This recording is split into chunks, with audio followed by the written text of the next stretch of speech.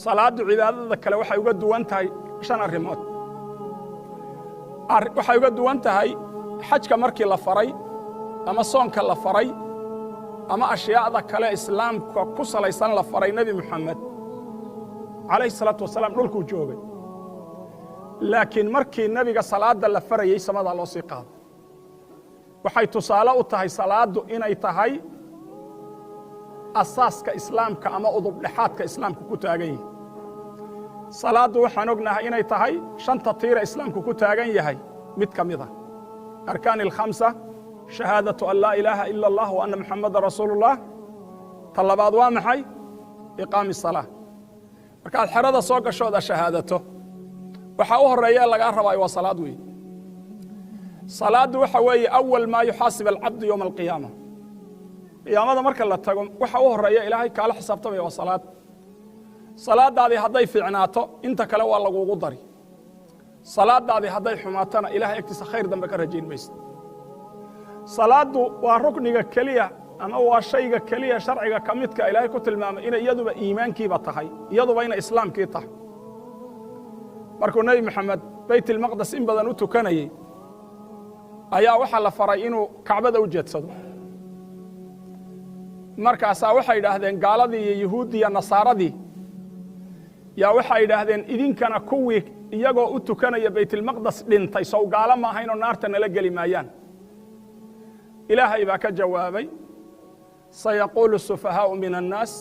ma wallahum an qiblatihim allati kanu 'alayha qul lillahi al-mashriq wal-maghrib ayatka ilaahay markuu sii waday markuu ilaahay uga jawaabay yahuudi tiri idinkuna kuwii kacbada aanu tukanin ee horteed dhintay soo gaala ma ahan ayaa ilaahay wuxuu leeyahay waxa tiraahdaa oo u sheegtaa nabiga ilaahayow ma kaana allah ilaaha inaanu ahayn oo waligi noqon doonin liyudiica iimaanakum iimaankiina kii dayaca ama salawaadkiinii dayaca qiblada horteeda tukateen waxa weeye marka salaadatan in tukanaynay horta nabi maxamed isagoo samada la geeyay oo asraarta koomka wax badan laga tusay oo janniya naarba la tusay oo dad naar la geeyay la tusay oo kuwa janno la geeyay la tusay oo isaga la sabir siiyay oo dhibaatadii haysatay aamul xizni laga sabir siiyo samada jooga horta lagu soo farad yeelo salaadaad suna bi haddi dhaatiha wa iimaan baynu niri waa shayga kaliya ilaahay iimaan ku tilmaamay waa shayga kaliya oo lagu ugu hormarinayo xisaabta aakhira qiyaamada marka la tago waa tu nabigu dardaarmay markay naftu ka baxaysay nabi maxamed markay naftu ka baxaysay ma oran xoolo shaqaysta iyo wax qabsada toona wuxuu yiri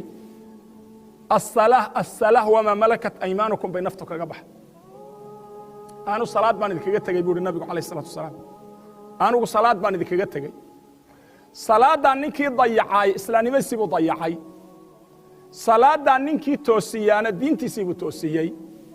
salaadu waa xariga ka dhaxeeya ilaahay iyo adoonka muslimka salaadu marka faradkaas waajibkaas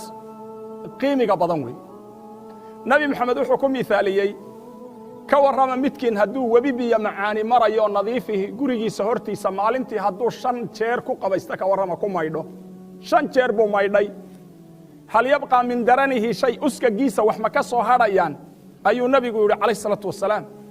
waxay yiraahdeen maya wax uskagii ku hadhi maayo 5 jeer ninka maalintii maydha uska ku soo hadhi maayo nabigu markaas wuxuu yiri fadhalikum mithla salawaati al-khamsa taa waxa lamida 5 salaadood ee muslimku tukado salaad walba iyo salaada kale inta u dhaxaysa mukaffiraatu lima baynahunna bu xadiis kale nabigu ku leeyahay calayhi salaatu wasalaam salaada hore tukatay iyo tadambe tukanayso dambiyadii yar yaraan kabaa'irta ahayn ee aad ku dhacday ya ilaahay kaaga maydhaya waxaad noqonaysaa marka qof qalbigiisu nadiif yahay oo aqligiisa iyo maskaxdiisu nadiif yihiin oo jirkiisu nadiif yahay oo waxa weeye macquul ay u tahay ilaahay intii sartaaga inuu baryo marka salaad horta qiimaha sayleeda salaada sababteeda ilaahay cimriga iyo arsaaqda iyo maalka iyo awlaada iyo adduunkaaga uu kugu barakaynayo